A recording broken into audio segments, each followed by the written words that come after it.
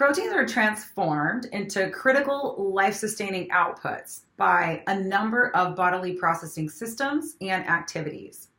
So like always, we're going to start with the digestion and absorption of dietary protein, which starts in the mouth with the mechanical shearing, ripping, and tearing of our foods, which provides better surface area and more accessibility to the digestive enzymes that the proteins will encounter in the stomach.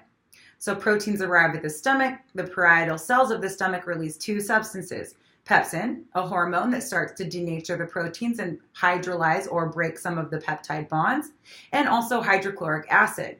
And this hydrochloric acid in the low pH causes the proteins in their natural quaternary or folded structure, causes them to start to denature, which again exposes their bonds for enzymatic action later in the small intestine. So in the small intestine, a bunch of long chains of polypeptides will move through the lumen, and the pancreas will start to secrete pancreatic enzymes, which will further the hydrolysis of these long peptide chains. Now, there were a number of pancreatic enzymes for protein. So I just listed generically pancreatic enzymes, and these particular type of enzymes will break peptide bonds at the carboxyl end. Kind of an interesting difference from the brush border enzymes, which are again released by those enterocytes or the gastrointestinal cells. Those brush border enzymes, they actually hydrolyze the amine bond, which is a different spot of the amino acid peptide bond. So essentially, all of these quaternary protein structures are denatured and cleaved until we are left with nothing but single amino acids and dipeptides. So proteins are absorbed into the enterocyte in the form of free amino acids and dipeptides, which are two amino acids coming together. By active mechanisms, amino acids and dipeptides are moved across the endothelial lining or the brush border, and they're moved into the enterocyte, where they'll either be used for tissue synthesis or absorbed all the way into general circulation. So proteins are circulating in the blood at very controlled and regulated levels.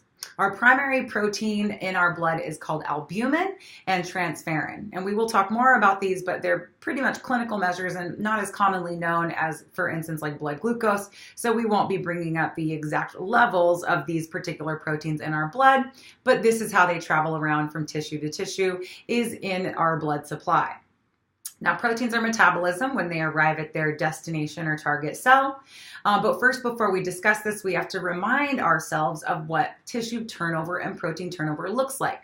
So we talked about this in the very first chapter when we were laying out the framework for the model. We were saying that the body continually breaks down its tissues to create these pools of nutrients that exist in our body. Well, this couldn't be more true than for nitrogen. So we have nitrogen in our body, or amino acid pools, that are kept in our cells and in our blood supply, and we're continually in a state of turning those over and replenishing them from our diet and turning them over, making them into tissues, breaking up those tissues into the free pool. So this is continually going on. Now, when it is time to make tissues, or when we are in our anabolic phase, look at the genesis, meaning to synthesize. When we're doing proteogenesis or anabolism of proteins, we have to have a couple hormones present, like insulin, and that can elicit something like muscle protein synthesis, which goes through a process called mTOR. Now, I know I'm getting into some of the details with the biochemistry, but we'll re-look at this when we look at bodybuilding and how high-level resistance exercise and injuries to these fibers cause changes in the levels of growth factor and insulin, and that changes the amount of proteins that we synthesize. So we'll talk a little bit more about proteogenesis in the exercise chapter. Proteolysis, or catabolism of proteins, also happens in our cells, where we take tissue proteins or maybe even a pool of an amino acid and we can catabolize that to just free the nitrogen, or we can take tissue protein and start to break that down into free amino acids. And this kind of follows suit of looking at whole protein, long chain of polypeptide. Then we're going to hydrolyze those peptides, and that's what you're seeing in the little chopped looking thing, freeing them into single amino acid units. And those amino acids, again, are replenishing those pools so that they can be directed to where they need for regular protein turnover. So we also have to look specifically at how amino acids are both utilized, as in catabolized, and synthesized, as in created, because amino acids are also made in our body. We talked originally in the very first component about how some of our amino acids are essential and some of them are non-essential or disposable. And this is because our body makes them. So we have to look at how amino acids are used in terms of making these non-essential amino acids. So how it works is amino acids go to the liver and essentially they take the nitrogen from one and shuffle it over to another in a process called transamination. And this is how we create those non-essential amino acids. We don't have to eat them because we make them in transamination, which is, again, essentially we're taking the nitrogen from one amino acid and shuffling it over to another. We also utilize amino acids, the nitrogen and the carbon skeletons that are left over once the nitrogen is removed. And this process is called deamination. And like D, it's getting rid of the nitrogen, deamine. Deamine, amine is another word for nitrogen. We're getting rid of the nitrogen and that frees up the nitrogen, which can either be used, it could be excreted in the pee as urea, or that carbon skeleton can be used for a number of different things. So let's take a closer look at the pool for nitrogen and what happens to it. So the amino nitrogen pool is needed for a lot of different biosynthetic things, like to make creatinine and niacin and hormones and neurotransmitters.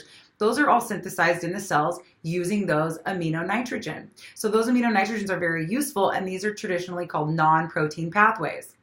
Now, we can also take, like I mentioned, after we remove that nitrogen, we can take the carbon skeleton and we can, through a process called gluconeogenesis, which was introduced in the carbohydrate chapter, we can convert those carbon skeleton to pyruvate, which would be converted to glucose. And again, that's in the instance that blood sugar levels are low, glycogen stores are low. We better start breaking down tissue protein and converting it to glucose.